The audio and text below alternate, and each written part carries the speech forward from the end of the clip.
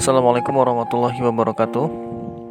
Alhamdulillahilladzi arsala rasulahu bil huda wa dinil haq liyudhhirahu ala dini kulli wa kafa billahi syahida. Asyhadu an la ilaha illallah wa asyhadu anna Muhammadan abduhu wa rasuluh. Allahumma shalli ala Muhammad wa ala ali Muhammad. Rabbi shrah li sadri wa yassir li amri wa hlul 'uqdatam min lisani yafqahu qawli. Amma ba'du. Alhamdulillahirrabbilalamin. Segala puji hanya milik Allah, Rabb semesta alam, yang mana pada kesempatan kali ini Allah masih memberikan kita banyak kenikmatan. Di antaranya nikmat iman, nikmat Islam, dan nikmat kesehatan, serta nikmat waktu luang. Dan tak lupa pula sholawat beriringkan salam tetap kita curahkan kepada baginda kita Nabi Allah Muhammad Sallallahu Alaihi Wasallam beserta para keluarganya, sahabatnya, dan umatnya yang istiqomah menjalankan sunnah-sunnahnya. Semoga kelak kita semua mendapatkan syafaatnya di yaumil qiyamah kelak. Amin ya rabbal alamin. Pembelajaran tahsin kali ini akan membahas mengenai hukum nun sukun dan tanwin. Nah, tentunya sebelum kita bahas lebih mendalam,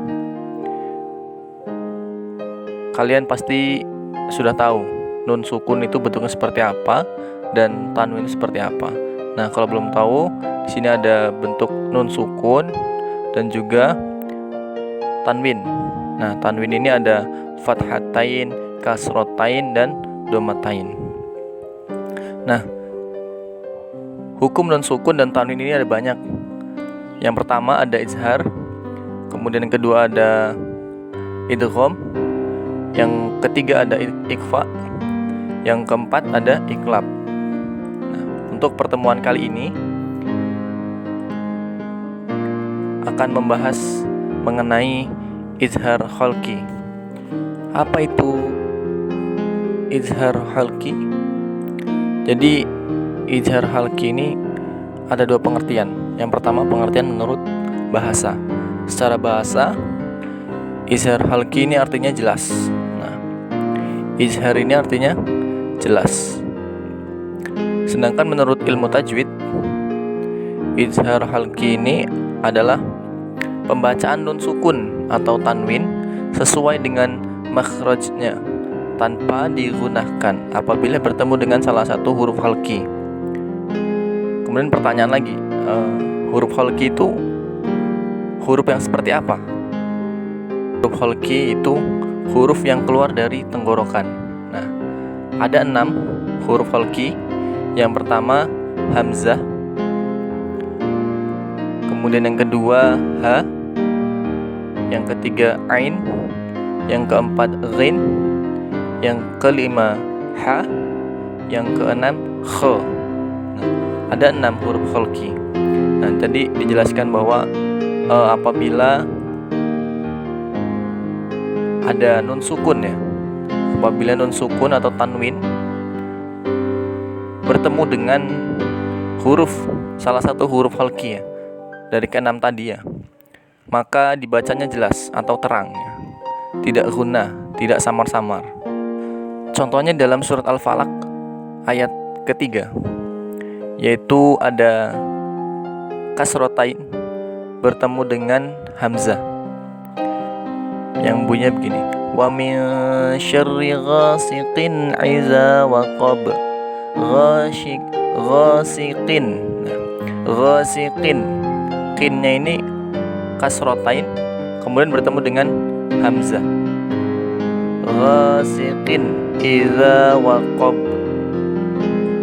Jadi membaca qinnya ini, kasrotainnya ini jelas ya. Tidak ada panjang, tidak ada samar, tidak ada gunahnya, seperti itu. Jadi ghasiqin idza waqab.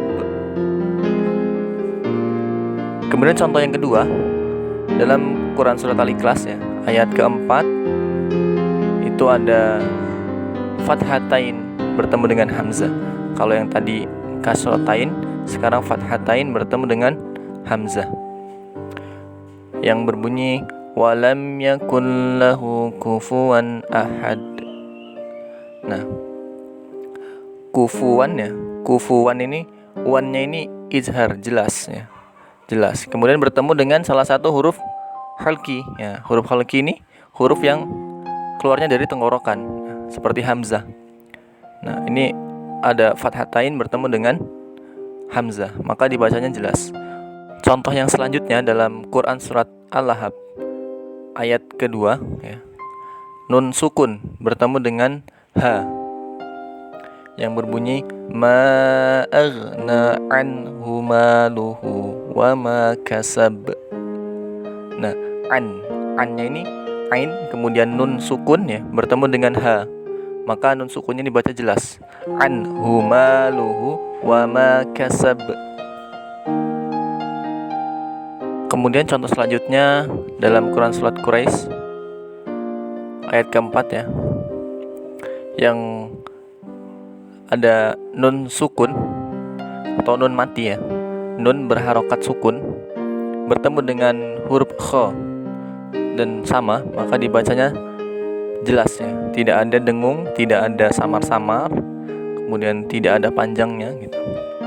Jadi seperti ini, allazi at'amahum min ju'in wa amanahum min khauf. Min khauf.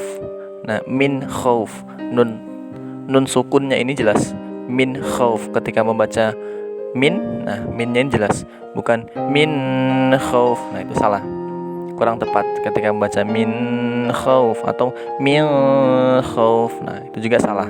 Jadi jelas min khauf. Alhamdulillah cukup jelas ya mengenai izhar halqi. Dalam sebuah hadis qudsi